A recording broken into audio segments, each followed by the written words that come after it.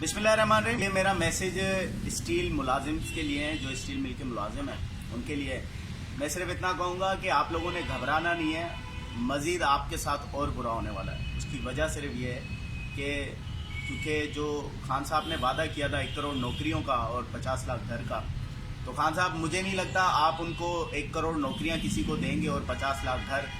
और उसकी सबसे बड़ी वजह यह है कि जो मुलाजिमीन जो वहाँ पे तकरीबन कुछ 8,000 कुछ काम करते हैं और उनको तकरीबन कुछ 4-4,500 मुलाजिमों को निकाला गया है, और इस बेसिस पे निकाला गया है कि ये जो इदारा है ये क्राइसिस में चल रहा है।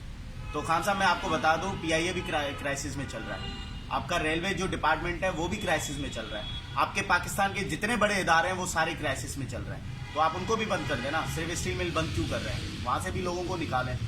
और मैं दूसरी बात ये कहूँगा कि खान साहब आपने इलेक्शन लड़ने से पहले उनसे वादा किया था कि मैं आऊँगा, इनको इस स्टील मिल को बेहतर बनाऊँगा, बेहतर बनाने की कोशिश करूँगा। खान साहब 1% होता है ना, वो भी कहीं नज़र नहीं आया कि आपने स्टील मुलाजिमों के लिए कोई काम किया या उनकी बेहतरी के लिए कोई काम किया। ये हमें लाजमी दिखा कि आपने उन तकरीबन कुछ 4-4,500 जो मजदूर थे, जो सालों से वहां पे काम कर रहे थे, आपने उनको निकाल दिया। यकीन करेंगे 22 से 23 दिन से वो रोडों पे बैठे हैं, फैमिली समेत, इस सर्दी में, बगैर किसी छत के। उनको घरों को लेटर दिया गया है कि जो आपको गवर्नमेंट की तरफ से सरकारी घर दिए गए हैं उनको भी अब खाली करो। खान साहब बहुत जुल्म हो रहा है, ये मैं बता दूं। और ये याद रहे कि ये जुल्म एक टाइम तक चलता है, एक टाइम तक चलता है और उसके बाद ये ख़त्म हो जाता है।